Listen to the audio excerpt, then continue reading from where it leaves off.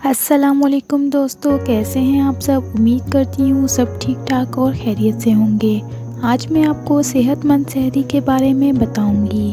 سحری میں کن چیزوں کا استعمال کرنا چاہیے جس سے آپ کی صحت ٹھیک رہ سکتی ہے۔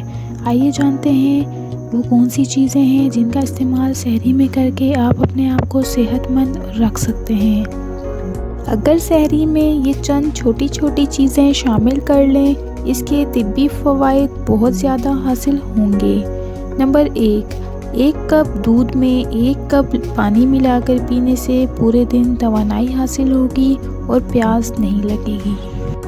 سحری کرنے سے پہلے اگر دہی کی لسی پی لی جائے تو اس سے پیاس اور کمزوری، اس کے علاوہ بدہضمی سے بھی بچا جا سکتا ہے۔ نمبر 2، سحری میں 5 کھجوریں کھانے سے آپ کو پورا دن گلوکوز کی کمی نہیں ہوگی۔ اس کے علاوہ تازہ پھلوں اور کھجوروں کا استعمال ضرور کریں۔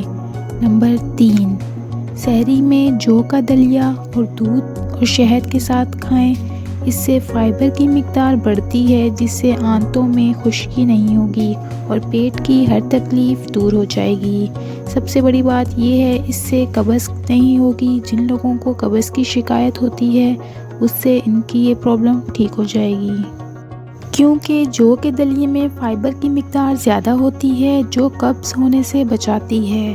اس کے علاوہ پیٹ کے تمام مسائل دور ہو جاتے ہیں۔ نمبر 4، صحت مند رہنے کے لیے اور صحت مند روزے رکھنے کے لیے بھرپور سحری ضروری ہے۔ جتنا ممکن ہو سکے روغنی اور تیز مرچ مسالے والے کھانوں سے پرہیز کریں، کیونکہ ان سے آپ کو پیاس بھی لگے گی اور بدہضمی بھی ہو سکتی ہے۔ نمبر 5، اگر سحری میں کچھ بھی کھانے سے پہلے آدھا گلاس پانی پی لیا جائے تو اس سے بھی آپ کو پیاس کی شکایت نہیں ہوگی اور آپ کا دن آرام سے گزر جائے گا۔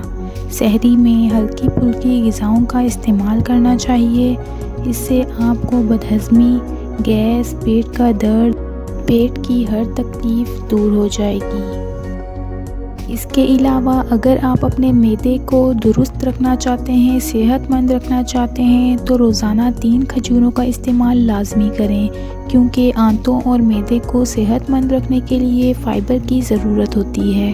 کھجور میں فائبر کی مقدار بہت زیادہ ہوتی ہے، اس لیے دن میں 3 سے 5 کھجوروں کا استعمال کرنا چاہیے۔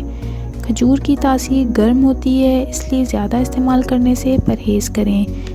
کھجور توانائی کا بہترین ذریعہ ہے اور رمضان المبارک میں کھجور کا استعمال لازمی کرنا چاہیے، کیونکہ یہ غذائیت سے بھرپور ہوتی ہے۔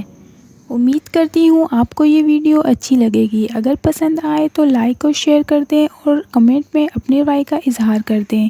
ملتے ہیں اگلی ویڈیو میں، تب تک کے لیے اپنا بہت خیال رکھیں اور مجھے دعاؤں میں یاد رکھیں۔ اللہ حافظ۔